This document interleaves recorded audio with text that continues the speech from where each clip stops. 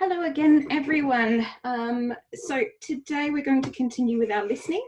To start off with, I would like you to open up your guide and you're looking at page 106. So we're going to start off by looking at the answers for those ones. Remember, you need to have sent me the answers to make sure that you are not cheating. If you don't send them to me and you listen to this first, well, I know when I've posted this, so if I don't receive it before I post the next video, I won't be able to mark you off and it will have an impact on your coursework, okay?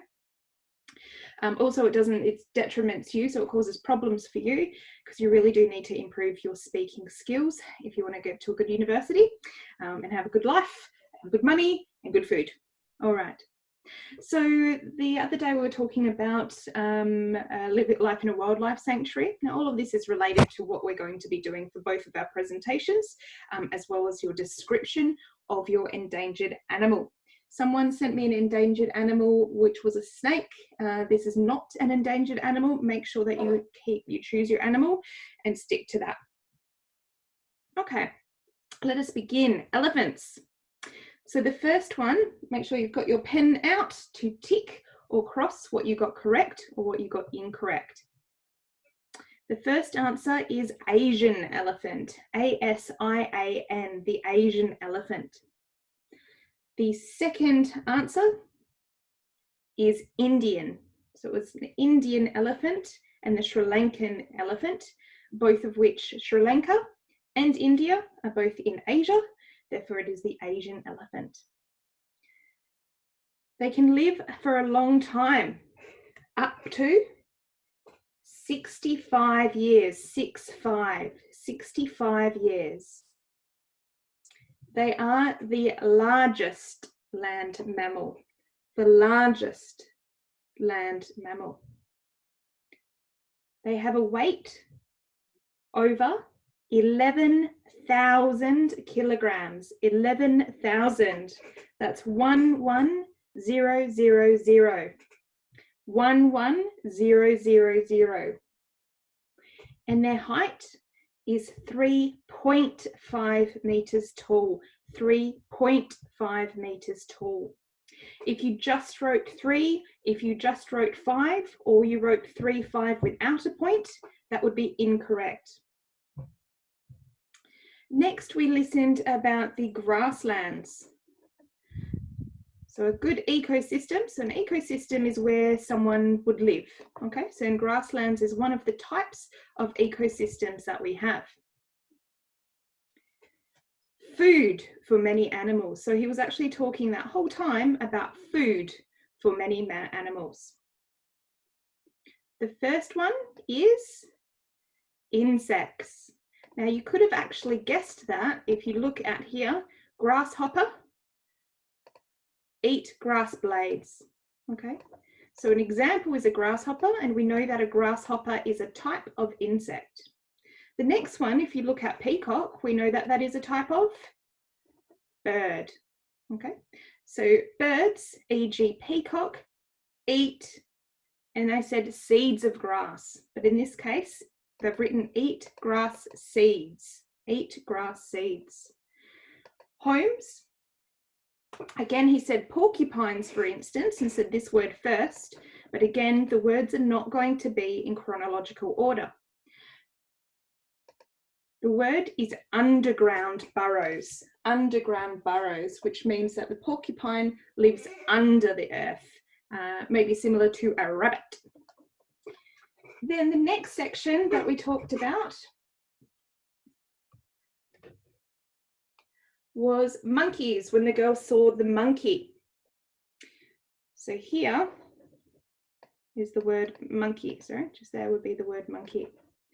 Communicate by using different noises,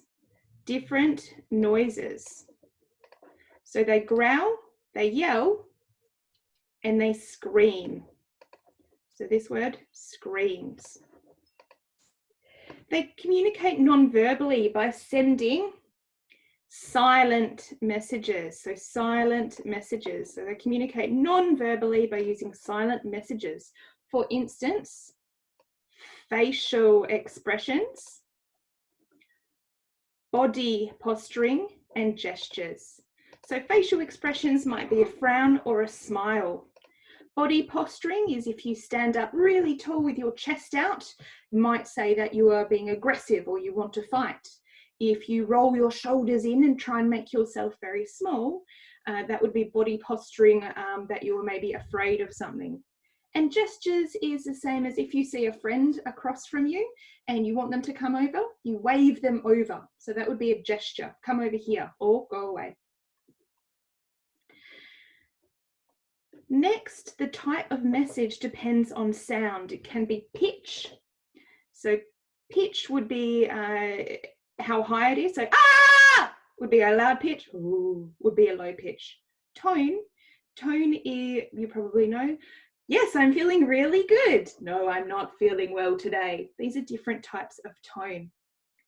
And loudness! I hope I didn't scream in your ear. And finally, duration. The last part was live in trees, and the food source was fruit, flower buds, moss and leaves. And the last is they also use trees as a form of protection and escape. So they'll be able to use trees to get away from lions and tigers and bears. Oh my. Okay. So we're going to, I also asked you to look at guessing meaning from context. So guessing meaning from context, as I said last time, is looking at the words or sentences around the word.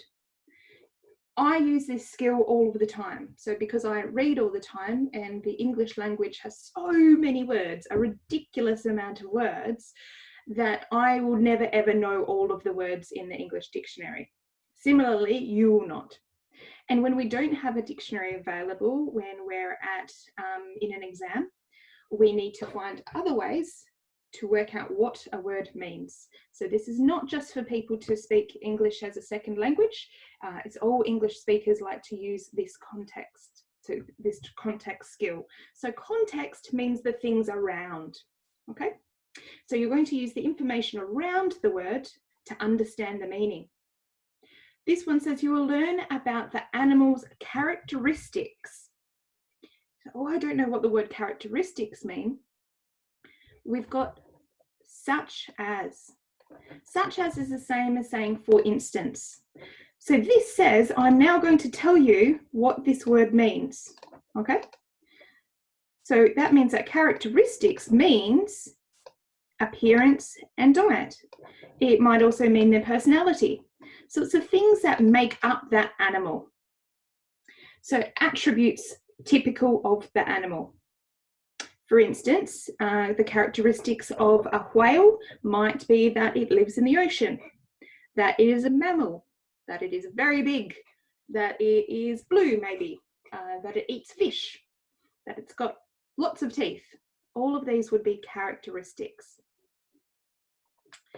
The next one, number 2, there are a number of different elephant species in the world today. What kind of elephant lives in this region?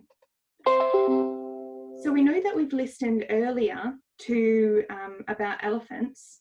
They said there are a number of different elephant species and which one lives in this region.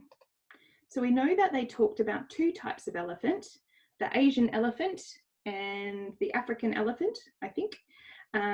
So we know that species now actually means the kinds of elephants. It's a biological classification. So we know that the type of elephant that lives in India and Sri Lanka is in fact the Asian elephant. So species means type. Next, we've got many herbivores not only eat the grass. Herbivores only eat the grass. So now we know that a herbivore is maybe an animal that does not eat meat. So they are grass eaters.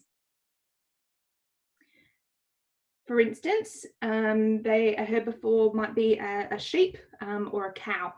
Pigs are not. Pigs are actually carnivores. Pigs are even happy to eat each other. Imagine eating your friend or your brother. Monkeys actually sometimes also eat each other. And the last one, trees are a means of protection for monkeys to escape from large predators. So if we look at the word escape, trees. So they use the trees to escape from something. So from here we can infer, so we can get the meaning, we can infer the meaning to understand that predators are attackers, animals that may want to come and eat or kill the monkey, okay? So the predator of a monkey might, for instance, be a lion or a leopard. Good, okay. All right, so we'll move into the next area. We won't, unfortunately, we're not able to have the discussion, but I would like to move into looking at listening to an academic lecture. Okay, so we're going to have a look here. So when you're at university, a major part of what you're going to do is to listen to an academic lecture. Now, those lectures can go for up to 2 or 3 hours. So depending what area you go in, if it's humanitarian, so if you're studying psychology or marketing, teaching, anything like that, they're usually around 2 hours, but you might go to a science degree and be in a laboratory for even 3 hours, okay? So you need to really learn how to do correct note taking and to listen out for the main ideas. So you're not listening out for things like it was, then, how, she. Those words are not important, but you're listening out for the main words to understand. So first of all, let's think about the word ecology. What do you think this means? So the word ology is the suffix. It means the study of something. So psychology is a study of the mind. Psych actually means the brain or the mind. Zoology would be the study of animals that are from the zoo. So a zoology. You think of eco. What does eco mean? So eco is actually, it means our environment. So it's a study of the environment and how natural systems interact. So ecology might be, for instance, when I went to Thailand, we studied the elephants and we studied how the elephants in their lives impacted on the ecosystem around them. They might eat something here and then go for a really long walk for hundreds of miles and then poo.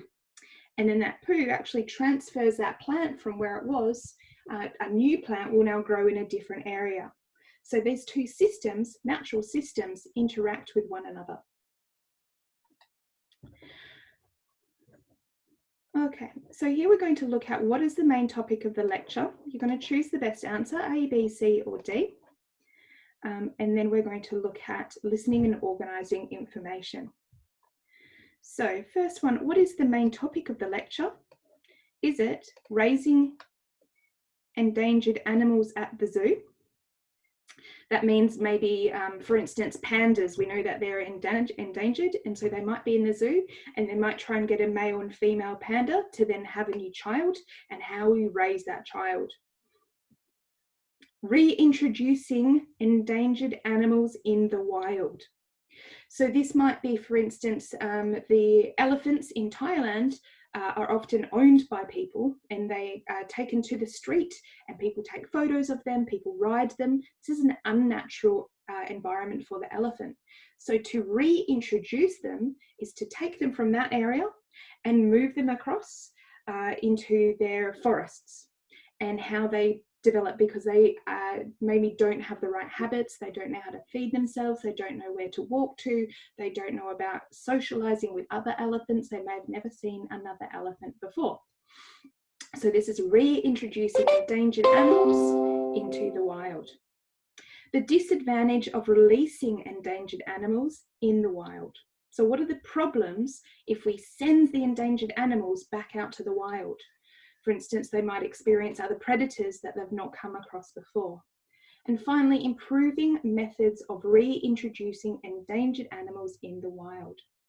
You'll notice that B, C, and D are all very similar. if you decide to do your ACT, if you're going to go to America or Canada, you're going to need to have strong listening skills, and this is how they try and trick you. They also do this in the IELTS and TOEFL examinations. So they'll try and give you similar answers so that you get confused, which means that you'd need to listen very, very carefully. You're not just listening for one word. The word endangered is going to come up all the time, so that's not the word that we need to listen for. What we do need to listen for is maybe disadvantages. That would mean that the answer could be C. Improved methods might be D. Reintroduction, again, is a bit of a problem because we've got reintroduction with B and D. So if you have a look, it looks reintroducing animals into the wild, or they might talk about improving methods of reintroducing animals in the wild. See how they're very, very similar? Okay. So I'm going to get you to listen just to that, the very beginning, to answer that first question. And then we're probably going to finish for today, and we will do the next section tomorrow. Okay, so all I want you to do is listen and try and get the answer to 5.9.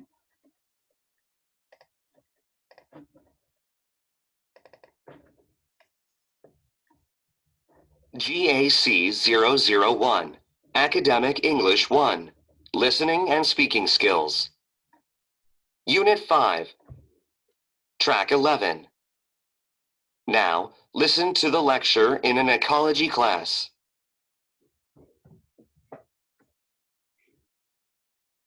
Students, we have a special guest speaker in our class today. His name is Dr. Patrick Harris, and he is a renowned zoologist from our very own City Park Zoo. He has written a number of award-winning books about endangered animal species. Let's give a warm welcome to Dr. Harris. Thank you, Miss Simmons, for the introduction. Hello, students. It is a pleasure for me to be here. Your teacher invited me to give a talk today about some of the recent projects we are doing at the City Park Zoo. One conservation project that my colleagues and I have been working on is called Endangered Animal Reintroduction. Simply put, we raise endangered animals at the zoo and then release them into the wild in order to increase their population size and prevent them from becoming extinct. I must be honest that this task is easier said than done.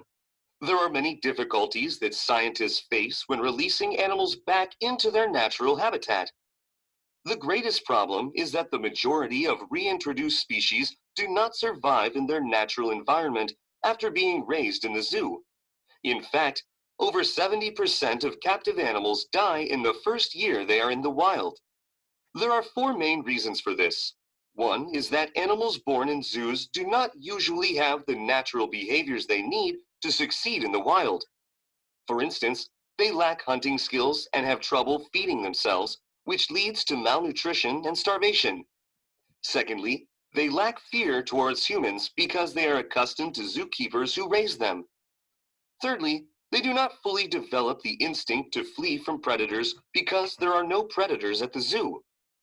And lastly, they do not have opportunity to form natural social groups with their species. As such, they are at a major disadvantage of living in isolation and being hunted.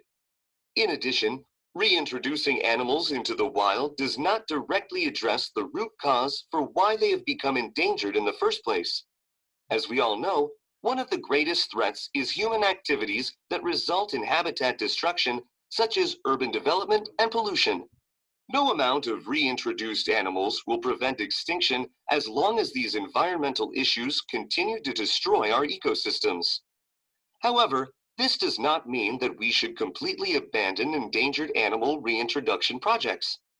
They still remain one of our greatest tools for combating extinction. The gray wolf of Yellowstone National Park is a notable example. By 1926, gray wolves had been hunted to extinction in the 2-million-acre region. Then, in 1995, wildlife authorities took 14 gray wolves from Canada and released them into Yellowstone. Over 15 years later, the gray wolves have survived and their numbers continue to grow. While they are still classified as endangered, this is a huge victory for animal reintroduction. Nowadays, City Park Zoo's mission is to find ways to improve our reintroduction methods. This includes experimenting with how to reduce human contact with the animals after they are born. We are also working to create more opportunities for the animals to hunt and form natural social groups while they are still in captivity to better prepare them after they are released in the wild. At the same time, animal reintroduction projects must go hand in hand with environmental preservation. This requires a combined effort from biologists, ecologists, and wildlife management that also involves local communities. In a recent study of reintroduced animals, half of the deaths that resulted while they were in the wild were because of human contact from hunting and car accidents. This shows the importance of informing local communities and gaining their support for reintroduction projects before they are carried out. Okay, so having now listened to that, identify A, B, C, or D, which is the best answer, which is the best answer.